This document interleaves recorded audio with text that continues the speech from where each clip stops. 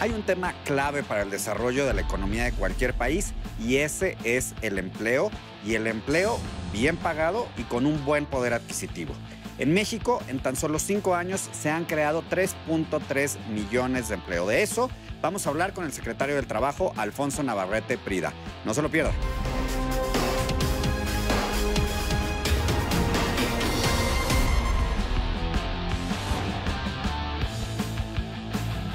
Es un honor tener en esta billetera a el secretario del Trabajo. Le voy a dar 3 datos. 3.3 millones de empleos creados en 5 años. La recuperación del poder adquisitivo en un 10% y la disminución de la informalidad en 3.5%.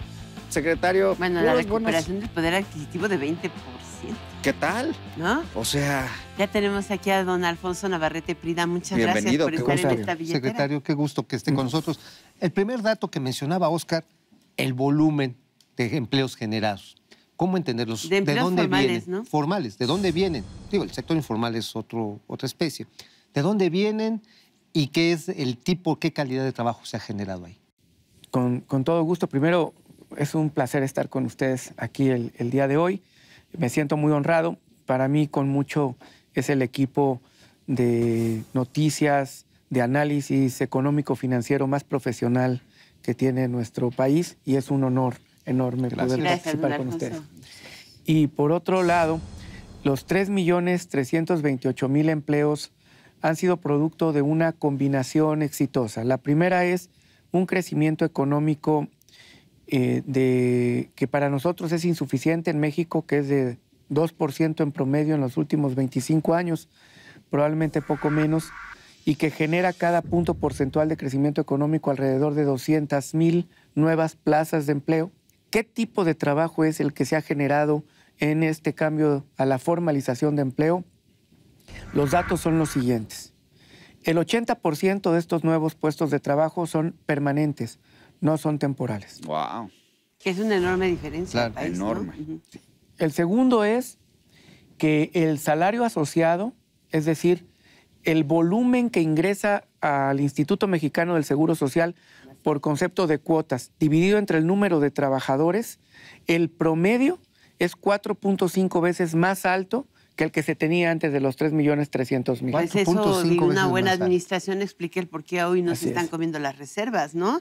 ¿Realmente el empleo informal se mueve con referencias de salario mínimo? No. El empleo informal tiene que ver con fenómenos estructurales que van más allá de la referencia al salario mínimo. ¿Cuáles son esos fenómenos? Como el doméstico, o sea, una persona que da servicio doméstico, claro, normalmente no gana un salario mínimo. Como, por ejemplo, la ausencia y la no correspondencia entre las vocaciones productivas regionales con la capacidad de la oferta educativa y la capacidad que se tiene en los centros educativos de enviar al mercado laboral a personas con ciertas competencias. Tiene que ver con el mayor problema que yo creo que... A ver, si me pone un ejemplo.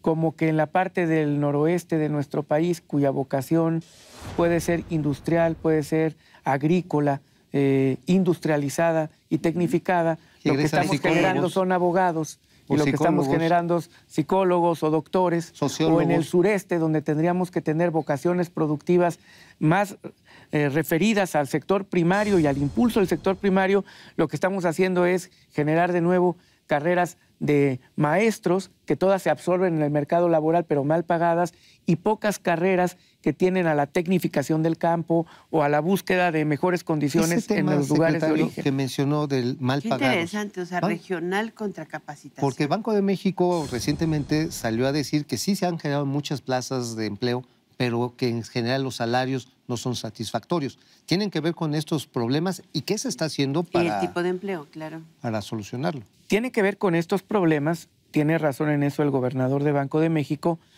y eso hace que nuestra movilidad en el mercado laboral, en el nivel de salarios bajos, sea una salida y una entrada permanente de formalización en el Seguro Social, y que la gente un día se emplea de carpintero, al otro día de mesero, al otro día de chofer. Sí, lo que busca es trabajo y no busca un desarrollo. ¿Qué significa eso? Que el desafío se encuentra en el desarrollo de la capacitación, de las habilidades, no de la habilidad. De los oficios. De los oficios, la certificación de esas habilidades, y que nuestro país, junto con otros, ha tendido a que la certificación de habilidades la hacen corresponder con el nivel educativo y no tiene una correlación directa. ¿Cuál sería la correlación más eficiente? Que vayamos al oficio, que pueda haber una persona con secundaria que tenga mucho mayor especialidad en instalaciones eléctricas, colocación, adecuación, mantenimiento, que alguien con prepa que no tiene esa condición y sin embargo por escolaridad está más capacitado el de prepa, aparentemente. Claramente. Que el sistema de capacitación está poco desarrollado en el país, que es caro y por lo tanto el patrón casi no lo hace, y que nuestro país, en este tipo de nivel al que efectivamente tenemos que tomarle todo el interés, no ha desarrollado un sistema acorde a vocaciones productivas, regionales, acorde a desarrollo de habilidades reales para qué es uno bueno y acorde a que la certificación de esas habilidades sea por oficio. O sea, tenemos que avanzar en la certificación como parte de esta reforma sin laboral duda que se hizo. Pues es que antes era como, pues si tiene prepa, tiene trabajo, si no, no. ¿Por qué se ha decidido tener 2 incrementos de salario? Es algo que no es normal. Pues por la inflación. Eso implica que para los patrones aumentará el costo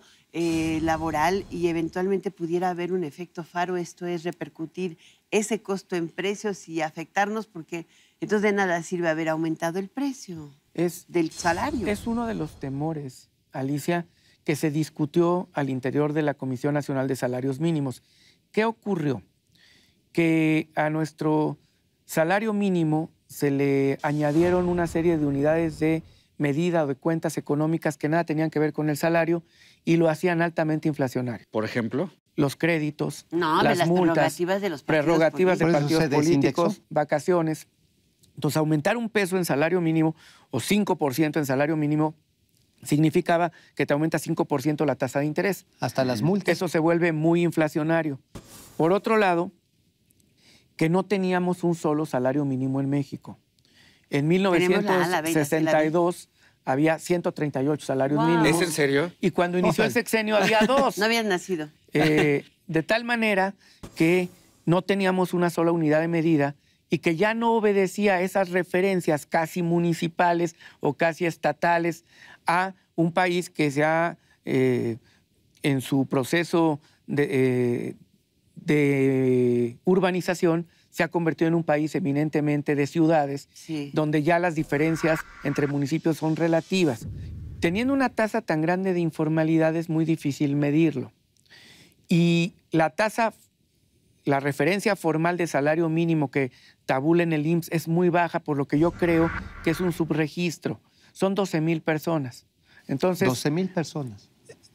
Más allá de eso, lo que sí tenemos como cierto es que hay una pérdida de poder adquisitivo. 12,000 de 20 millones, o sea, sí es muy bajo. Es muy bajo. Pero una pérdida de poder adquisitivo. Lo que sí tenemos claro es que hay una pérdida de poder adquisitivo en 45 años que se había tenido de 75% desde 1976, que fue su referencia más alta a la fecha.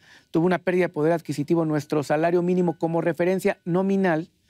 Y al día de hoy tenemos por primera vez en 45 años una recuperación de ese poder adquisitivo perdido de 20% en términos reales y nominales de 45%. En esa dimensión hay que medir el esfuerzo. Sí, claro. El presidente Enrique Peña recibió su administración con un salario mínimo de 60 pesos y en el 5º año de gobierno lo ha llevado a 90 pesos con una inflación controlada. Casi subió 50% el histórico del salario mínimo. Cuando en México se utilizó la fórmula de subir salarios por decreto, los salarios subieron por escalera y los precios subieron por elevador. Ay, no fue, o sea, ese es el efecto faro. La inflación terminó comiéndose. No fue nada positivo ni para el trabajador, una buena experiencia. Ni para el país. Sí hay que compartir la insuficiencia en el salario y yo creo que esa es una crítica propositiva que hay que aplaudir en la medida en que haga que los mexicanos le pongamos interés en el tema y en la medida que haga que hagamos conciencia de qué condiciones tiene que haber para que aumente nuestro valor de ingreso. En ese sentido, hay muchos jóvenes que terminan de egresar la carrera les ofrecen 10,000, en el mejor de los casos 12,000 pesos, ¿no? No es único de México. En Europa se habla de la generación de los 1,000 euros, que es el salario que muchas veces recibe un nuevo egresado. Esta situación, que parece global, ¿cómo enfrentarla desde nuestro país? Porque parte de la molestia, del enojo que hay, sobre todo entre los jóvenes, los llamados millennials, es que sienten que ganan y les va menos mejor que le iba a sus padres. ¿Cómo hacerlo? Es una realidad. Aquí hay varias paradojas que se están encontrando en un México muy asimétrico de cambios muy rápidos. La primera es, estudiar sí paga. Quien tiene una educación y una carrera, en promedio gana el doble que quien no la tiene. Pero además desde largo plazo. Pero la segunda paradoja, a mayor educación, menores posibilidades de empleo en este país, en nuestro. Pues sí, porque de repente estudias mucho, pero en áreas que no tienen demanda laboral. Las carreras que tienen que ver con ingenierías, con tecnologías de la información, con áreas de especialización, sobre todo, por ejemplo, corporativas en la parte de económicas o en la parte social que tienen que ver con capacitación, esas carreras tienen mucho más demanda que la mayoría de las carreras que ofrece nuestro mercado educativo, que además es a donde uno se inscribe, las clásicas carreras liberales, y otras como, por ejemplo, ser maestro, seguro vas a encontrar trabajo, muy mal pagado. Ser doctor, sin especialidad, vas a encontrar trabajo, mal pagado. En la medida en que va creciendo bueno, la especialidad, maestro de inglés, pues no secretario, porque estamos en la enseñanza bilingüe. Ahí tiene valor agregado. Claro. Pero, no maestro básico. Pero tener que complementar claramente con respeto a la autonomía de las universidades, sobre todo públicas, porque ese es el dinero de los mexicanos, la vocación productiva regional, con la necesidad que haya educativa sobre su oferta, es un reto que tiene que darse y cumplirse en los próximos años, porque si no, lo que tenemos es una juventud, la más educada del país en su historia, no hablo de la calidad, de la cantidad. Mayor niños en primaria, mayor niños en jóvenes en secundaria, en preparatoria, en profesionales, pero muy frustrados, porque esa vocación no se ve correspondida con un empleo que les sea acorde a lo que estudiaron. Ese es un reto mayor y ese es en el que tenemos que concentrarnos en ese nivel de la educación, como tenemos que concentrarnos en la parte de los oficios, en la capacitación y en la certificación de las habilidades. En conjunto, esto se llama productividad y cuando hay productividad hay un aumento en el ingreso y no es una fórmula mágica, es una fórmula de esfuerzo.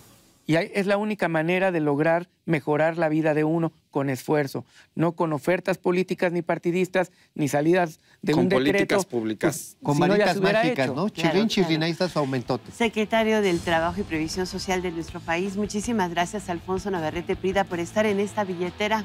Esta es su casa. Mil gracias. Un honor tenerlo aquí, secretario. Al contrario, para mí, y un honor estar con usted. Gracias. Muchísimas gracias a usted que ha estado en esta billetera. Ya ven, el salario mínimo tiene una trayectoria, pero los salarios dependen mucho más de lo que hacemos y cómo lo hacemos con nuestro trabajo y con nuestros patrones.